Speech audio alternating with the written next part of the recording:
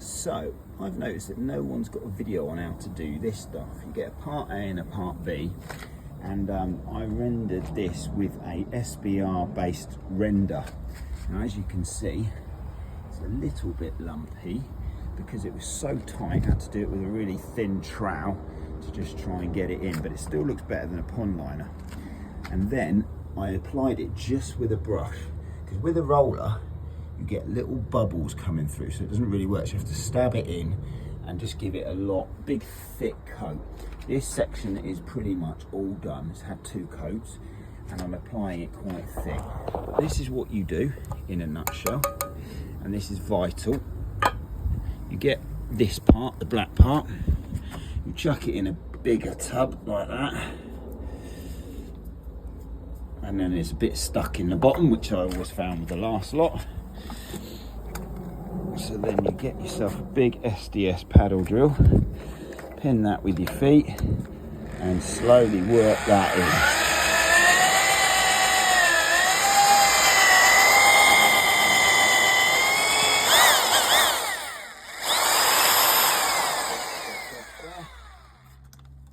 So then you get the rest of the stuff, pour it in a bigger tub.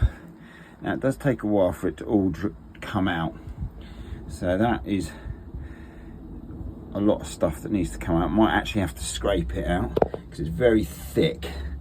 So yeah, get most of that out. Then what you do is this. It's actually come out all right. You get part B, and then when that stuff goes in, it goes in black. But then when you put this stuff on, this is quite interesting, I thought. It does take a while for it to all drip out. Get every little bit in there. That is what you'll need. I'll just put that on there. The excess out there. When you mix this properly, which you're supposed to do,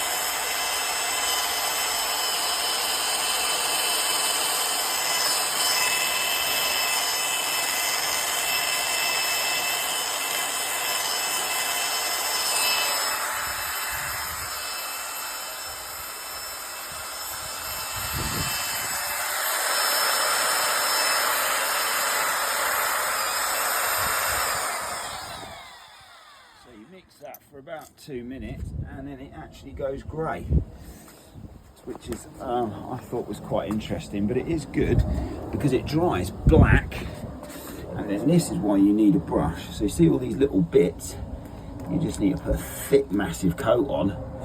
If you don't see them white bits, which is the concrete underneath, which has got SBR in it, and it's pretty waterproof anyway. In fact, you probably don't really need to do this to the bottom, because it's non-porous concrete, and when it rained it filled up and didn't go anywhere. So this actually works as a backup, and it makes it black, which is probably nicer when you put the water in it. But yeah, don't use a roller, use a brush, stab any air holes you get in there, and you can go over it and see all the white bits that have come through. And yeah, just apply it thick, but it is like liquid rubber, and I can see it being a success. But that's a video on how you do it. And there's the inside of the pond,